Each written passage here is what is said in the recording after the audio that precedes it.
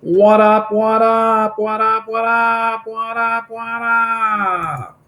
Yeah, you're welcome for the vocab because, I felt like it was a Friday and, I kind of felt like I should be nice to you. And so I hope you appreciate it. And I kind of miss you guys. But, anyways, path to the presidency. Oh, you wouldn't believe this. I just found out that one of my ex students is going to have breakfast with Michelle Obama tomorrow morning in Washington, D.C. Unbelievable. I'm trying to give her some tips on what questions to ask. We'll see in regards to school lunches. We'll see if that comes to fruition. But, anyways, path to the presidency. We talked about this today. Again, the invisible primary, beauty contest primary is a very similar concept. And this idea that right now there is no primary until February 1st, if we go with Schlitter, who looked it up today during class with help from Bex. But right now, what you see the candidates doing is you're getting an idea. They're essentially campaigning for a primary, but it's so far away. You have Donald Trump claiming victory in a variety of fronts. Funny side note: Trump today. I read an article on the way home, not illegally on my cell phone while I was driving, but I read an article on the way home that Trump is threatening to boycott the next debate because the first or the last one was 3 hours long, and he was complaining about having to stand the whole time and how boring it was. And so we'll see. So all of you should tweet at real Donald Trump and tell him he must please attend that debate, or else your teacher is going to boycott the debate as well. So the path to the presidency. Obviously, we know that the nomination for each of the two major parties, you're not being elected to anything. We are just whittling down the candidates until we find the best candidate for each of the two parties.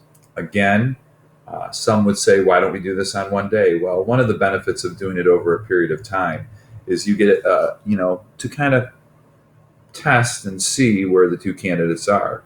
And, you get a better idea of how they'll handle a variety of situations. You have the email scandal with Hillary Clinton.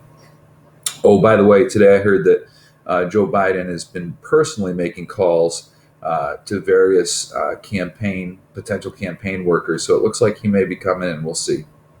But the primary system allows us to kind of get a feel for each of the candidates. And as you can see, it's going to change over the February to June path. And whoever wins in Iowa may not stand a chance succeeding a couple of weeks later.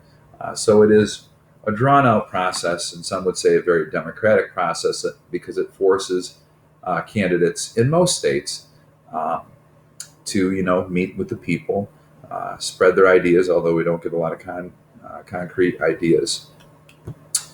Iowa, of course, has a caucus, and caucus is an essential term that we need to know. A caucus means a meeting. In Iowa, as you know, individuals meet in locations to discuss why they support a particular candidate, and then they vote. This is a long process, again, which leads to only individuals with high levels of political efficacy or who care for a particular candidate a lot to participate.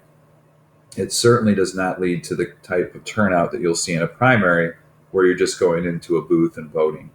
So I don't know which one is better. I sure as heck would not want to sit in a gymnasium for an hour and a half, being that I would already know going in who I supported. So I wouldn't like Iowa in that regard. Some people do. Primaries are used in most states. And again, primaries, if we go over here, we'll look at the Republicans in the 2012 election.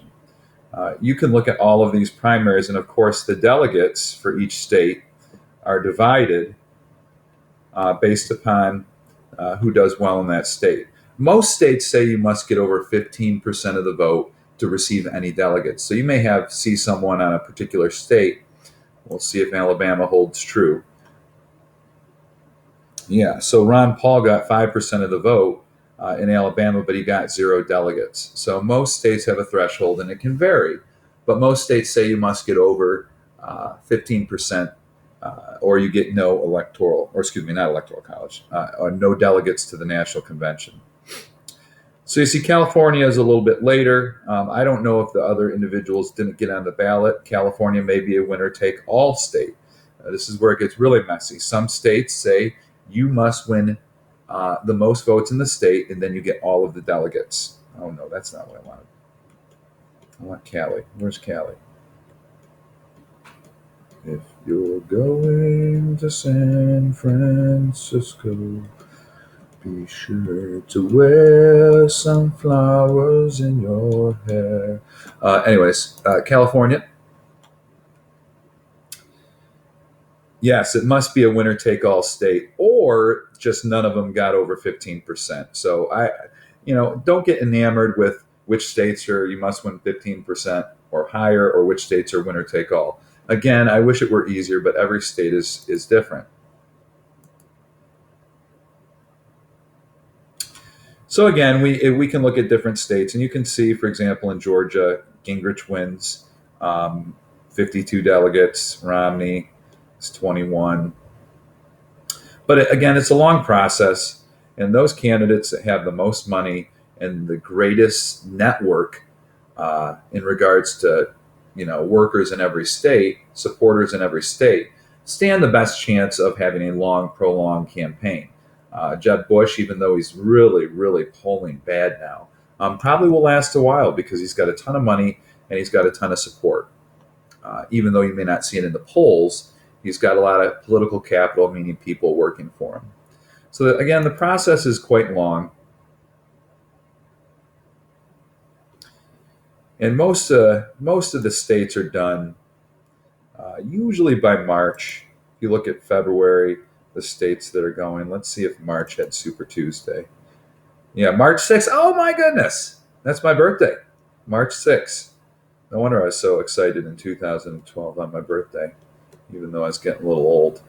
But again, if we look at the Democrats, of course, Barack Obama in 2012 didn't have a challenger. He was the incumbent sitting president. But again, super delegates can change their vote. So if they wanted to all vote for me, they could have. And again, if we looked at 2008, there was a lot of movement with super delegates throughout the process. But super delegates, again, are high-ranking Democratic officials, and they can vote for whoever they want. Once the primaries are done in June, usually candidates will spend the next 2 months raising campaign funds. You have to kind of restock your bank account. They've spent a lot of money, and especially the Republicans this year will spend a lot of money just trying to get the nomination. At that time, they will start looking at vice presidential candidates, and they'll want to balance the ticket. So, for example, Barack Obama did not have a lot of experience at the federal level, so he picked someone who had a lot of experience at the federal level, Joe Biden, who had been in the Senate, I think, 30 plus years. Barack Obama was young, so he chose someone who was a little older. So you balance the ticket. So if Hillary wins, it's very likely she's going to pick a male vice presidential running mate. She may pick someone who, I don't know, maybe is from a swing state like Florida, so that she has a better chance of winning that state. So there's a lot of strategy that goes into vice presidential selections. I don't know what John McCain was thinking. I think he was thinking he'd get the female vote. He picked Sarah Palin. I don't know if he did a really good job doing a lot of research. She's ended up being a choice that I at first thought was great, and then didn't end up maybe being as good. They develop a party platform, which is their stance on a variety of issues, and that typically takes the tone of the presidential candidate. So if the president's a little soft on gay rights issues and doesn't want to make it a big issue, it may not be as strong of a stance in their platform. So platform, just think of it as a list of stances on a particular issue for the party moving forward. We got about 30 seconds left.